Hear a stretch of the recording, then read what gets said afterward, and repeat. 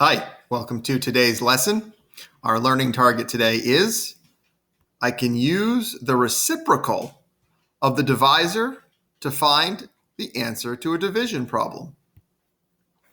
So today, we're not going to learn any new strategies or skills. Today, we're going to learn to be more precise with how we talk about the math that we've been doing. More specifically, we are going to learn about reciprocals. What is a reciprocal and how do we use the reciprocal, or how have we been using the reciprocal to solve these division problems? So let's get started. What is a reciprocal of a number? A reciprocal is the number that, when multiplied by another number, equals 1. So here we have an example. Here's the kind of number we've been dealing with, 1/2. What is the reciprocal of 1/2? Well, in order to get 1 as an answer to a multiplication problem that starts with 1/2, we have to multiply it by 2/1. Because 1 times 2 equals 2, and 2 times 1 equals 2, and 2/2 is a whole fraction. And as we know, all whole fractions are always equal to 1. Let's look at another example. Let's look at another example. Here we have 1/8. What is the reciprocal of 1/8? Well, in order to arrive at 1 as a product in a number sentence that starts with 1/8, we have to multiply it by 8/1, because 1 times 8 is 8, and 8 times 1 is 8. And as we know, 8/8 is a whole fraction, which means it is equal to 1. Let's take a look at another example. Here we have the number 4. This isn't a fraction. What do we multiply 4 by in order to get 1?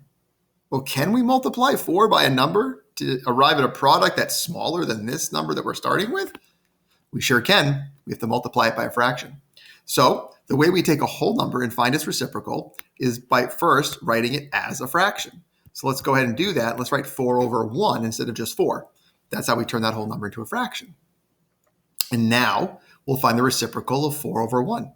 Well, in order to arrive at 1 as the product of a number sentence that starts with 4/1, we have to multiply it by 1/4.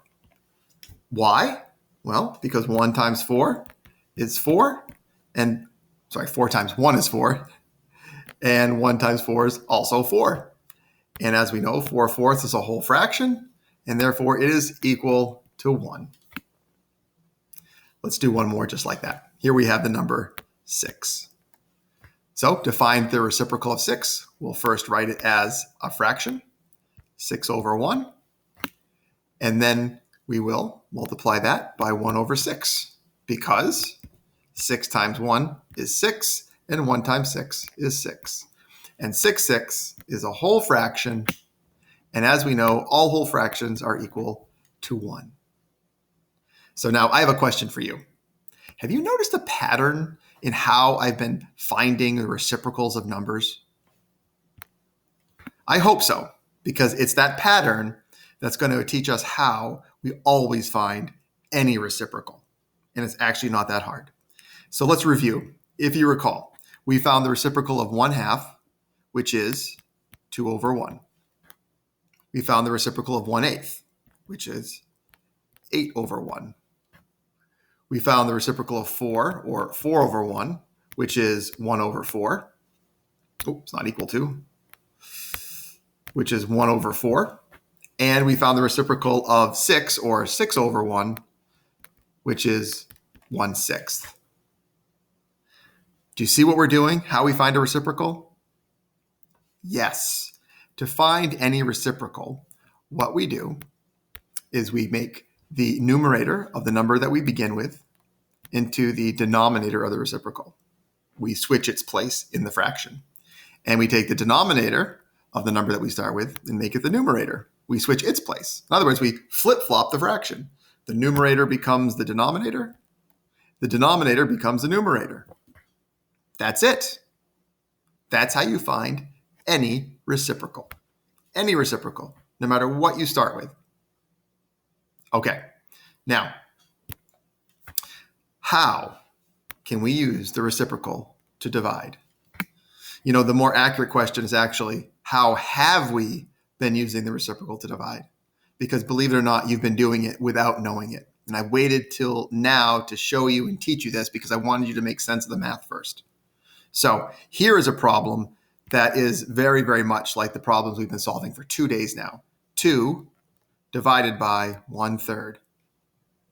And some of you figured out on day 1. We all learned yesterday that the way we can solve this problem without, drawing pictures is to take or visualize 2 full bars or 2 holes. We've been using bar models, right? 2 holes.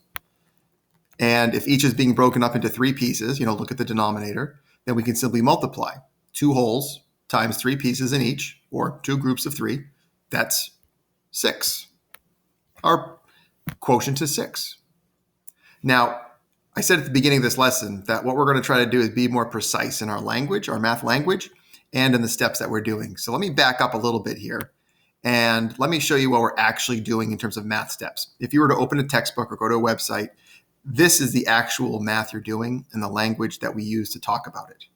All right? What we're doing is we're taking the whole number 2, our dividend, and without knowing it, this is what you have to do if you're going to do it with math, and it's kind of what you've been doing without knowing it. We turn that into a fraction.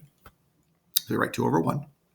And then we multiply. So we turn the division symbol into a multiplication symbol. And then we're multiplying by 3, right? The denominator. But we're not really just multiplying by the denominator. What we are multiplying by is the reciprocal of 1/3. We're flipping the numerator and denominator in 1/3, the reciprocal, and that becomes 3/1. Now, we don't need to always write the 1, right? Like you've been solving these problems without the 1 in the denominator, but that's the math. That's the precise math you have been doing. These are the actual steps. And so then when we go ahead and just finish multiplying these 2 fractions, you'll see we're going to get the same answer because 2 times 3 is 6 and 1 times 1 is 1. And 6/1 is the same as just 6, which is the quotient that you would have gotten if you had just done it the way we've been doing it for two days now. All right, I know this looks like more steps, but it's important that as mathematicians, we know the language, including the new term reciprocal, and we know the actual steps that you would see if you were learning this through, a textbook or a website like Khan Academy. All right, let's try another one here. Let me give you another example. Here we have 7 divided by 1/4. Well, step 1, let's go ahead and we'll turn 7 into a fraction by writing 7/1. We'll turn the division symbol into a multiplication symbol, and then we'll multiply by the reciprocal of our divisor, which is 1/4. And the reciprocal, of course, to that is 4/1. And you can almost see this now if you do this mentally. 7 times 4 is 28. 1 times 1 is 1, or 28 ones is equal to 28. That is our quotient. And if we'd gone back and you'd done this the old way, the way we did it yesterday, you would have said 7 times 4 is 28, right? But it's important to know the steps. In today's work, you're going to be doing these steps. This is what I'm going to ask you to do. It are these steps that I'm doing here, okay? I know it looks like more, but we need to practice being precise. All right, let's try one more before we get to our independent work. Here we have 8 divided by 1/9.